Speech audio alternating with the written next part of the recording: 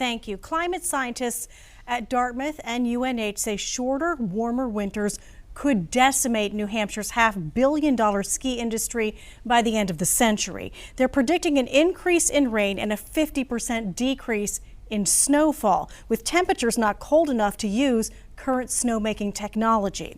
What steps, if any, would you want Congress to take now to protect the state's ski business from this projected collapse? Mayor Hansel. Yeah, so I don't know. I think it's up to private industry to adapt, but we have a very strong ski industry in this state, and every member of Congress, every federal senator needs to be supportive of that. I don't know exactly how that would look, but maybe some grant funding or tax credits to help our ski industries change the way that they do business, operate in the summertime with different things. We're very fortunate to have our natural resources here in New Hampshire, great outdoor experiences all year round, and so it may just be a matter of helping to market that to the rest of the world, because New Hampshire is an amazing place to live with lots of opportunity. Ms. Tang Williams.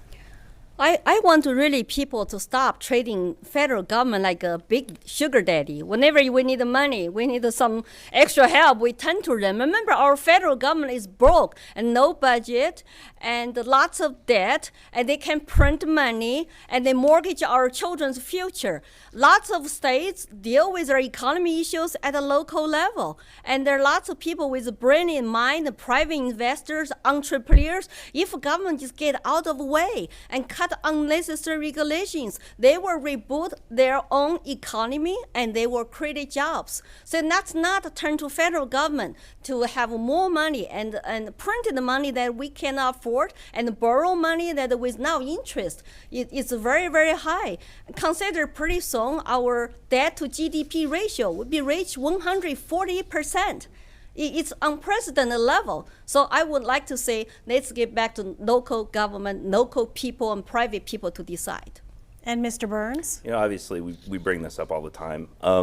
You know, is there real evidence out there that this is man-made climate change? Can we actually do something about changing it? I'm not convinced of that, but I will say this.